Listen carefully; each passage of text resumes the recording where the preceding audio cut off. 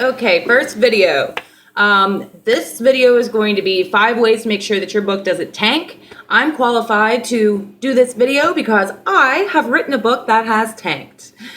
I know, it's a great source to get this information from. I mean, anyway though, my next book, the one that I'm working on right now, is the first in a trilogy, and I followed all the advice I'm about to give you, and it's getting a lot better reception from people who have baited for me. I'm still in editing right now. Like, I just kind of threw out the first few chapters for a few people to read, and I got really good response on it. So I've definitely noticed a difference between not following this advice and following this advice. So the first one is make readers care about your characters. I'm sure you guys have heard this before. It's all over the internet. It's one of the first things they tell you, but I can't stress it enough. If your readers do not care about your characters, your plot's carrying the entire story. And unless it's a real kick-ass plot, it's just going to make your readers lose interest. How can you make your readers care about your characters? One, you want to put them in situations that we can relate to. I mean, you might be writing about a werewolf who's, dealing with his first transformation or something like that. And obviously, none of us have been in that situation before. We've never transformed into a werewolf. But you can still put feelings in there that we can relate to, like the confusion, the fear, your whole life changing, everything's upended now.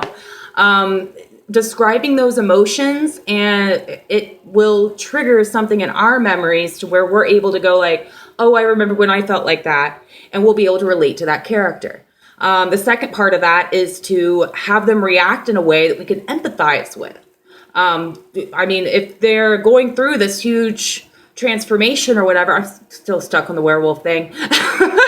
But if they're going through this transformation and all their feelings are there and everything, and then like they just react like, oh, well, no big deal. That's not something we can empathize with, because 9 times out of 10, people aren't going to just brush that off, unless they're like in denial or in shock or something, and they're just trying to like avoid their problems. Guilty. But usually they're going to have some kind of reaction to that, and you want to make sure that that's something that we can relate to as well. You want to make sure that your characters are fleshed out, and make them real. You don't want another paper person. You want them to seem as real as someone that you've known all your life. The way that you can do that is just to make sure that we can empathize with them and they're in relatable situations and they're not perfect. Because just like how we don't want to read about somebody who's constantly messing things up and nothing's ever going according to plan, they mess up everything that they touch, they're one of those characters. We don't want to read about a character who's always winning. He's like, oh, I just learned magic and now I can do everything because I'm the protagonist. We don't want perfect characters, and we don't want characters that are so flawed as our main characters, our protagonists, that we just go like, I don't even know why he's the chosen one. he can't do anything. So that's the first tip. The second is conflict on every page. Now, I don't agree with this exactly. I personally disagree with conflict on every single page, because that gets tiring. There could be happy lulls with your MC every now and then, as long as it's interesting. But just like how we don't want to read a novel where everybody's happy all the time and nothing's really happening to them, and it's just like, oh, we're just skipping through the daisies and there's no conflict, we also don't want to read about a character who's getting shit on at every fucking turn. It's like darkness, despair, tragedy, rawr, and like he can't fucking get up. Excuse my language, sorry. I hope I'm allowed to cuss on here. I'm doing it anyway. I cuss a lot. But anyway, we don't want to read 350 pages of this guy just getting stomped into the ground and he doesn't even have a chance to get up and like actually fight. You want to make sure that there's a silver lining. And so I can't agree with conflict on every page. You can have a few pages where they're enjoying like a happy lull in all of the action and all the conflict and the war and all that good stuff. because otherwise it's just depressing. And like my book that I'm writing right now, like you guys are going to read that and be like, oh, she didn't follow her own advice in REMworld because Julian had to turn to substance abuse to escape his shitty life. He really did. It was so bad. I dumped on him. But there's still happy lulls. It's just mostly tragedy. Okay, and the third one is eliminate the obvious. Your MC meets someone attractive of their preferred gender, and they're the first person you've described in detail. We know that that's the love interest right off the bat. Everyone knows it because that's how it always happens in every book that I've read, almost every book that I've read.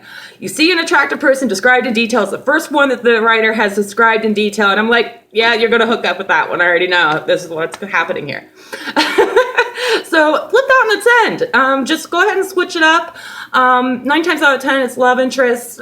Surprise us. Kill that character or make them the villain. Like make them someone that's evil and has ill intentions toward the person. Make them a stalker. That would be cool. You know, do something different with it where like you've tricked the reader. They're like, oh, this is a love interest. Oh, I was wrong.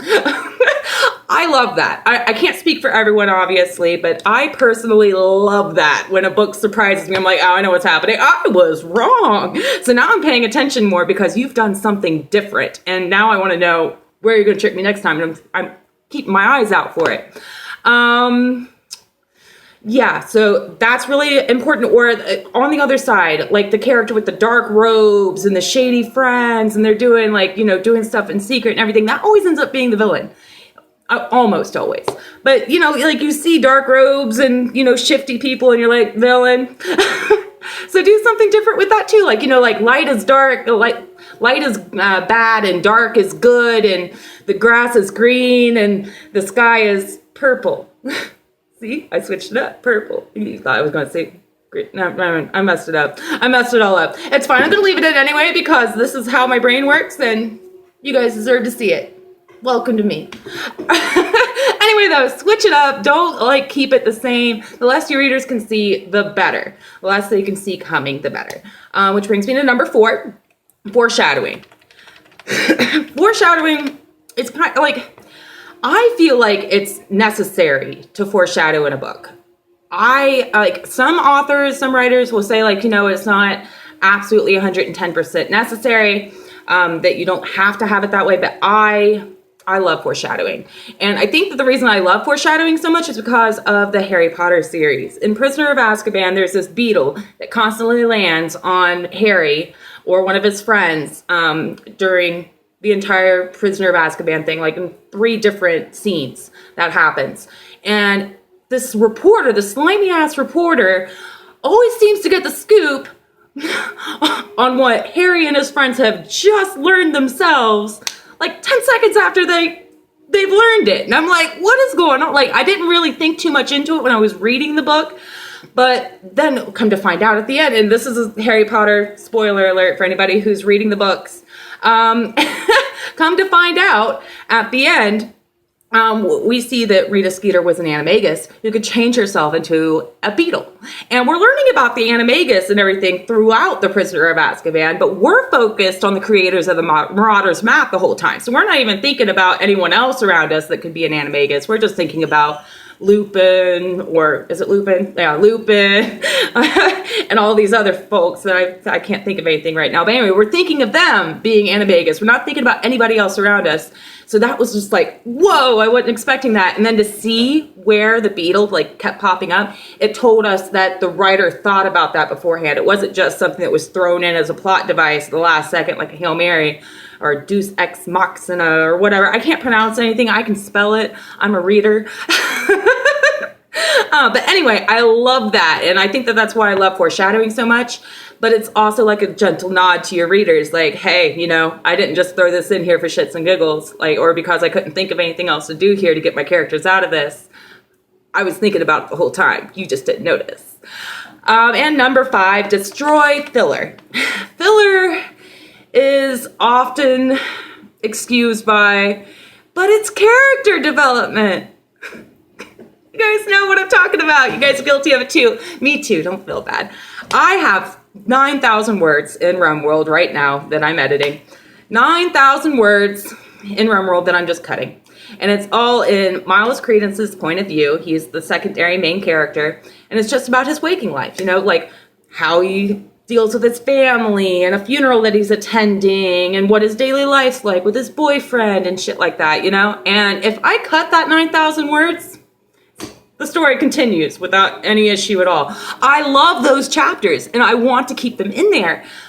But I'm going to have to find another way to introduce that information in the plot as I go, because right now it's just 9,000 words of filler, and this is a fantasy novel, an adult fantasy novel, and I'm up to 135,000 words already and counting.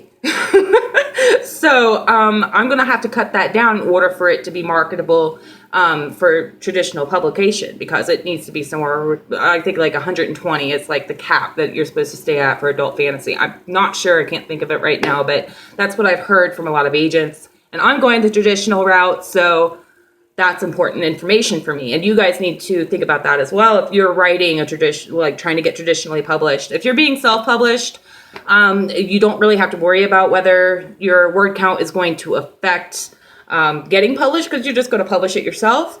But, you know, that's something to keep in mind. Yeah, so if you can take it out, the story still makes sense, cut it. Because if the character development should be happening as the plot progresses, you should be able to get that characterization across to your readers as the plot's going. So there doesn't need to be 9,000 words that it's just purely just to explain the character to your readers. They should be learning about the character as the plot progresses naturally.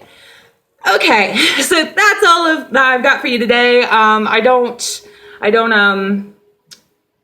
have anything else right now. This is really rambly because this is my first video. So if you like the content that I rambled on about, go ahead and like the video, subscribe, hit the bell for notifications for when I maybe someday upload another one, which I probably will because I like to hear myself talk. And follow me on Twitter at LLynEvans. It'll be in the description. Or you can follow the hashtag RimWorld to get excerpts about RimWorld. Okay, I'm done. All right, awkward. Bye, guys.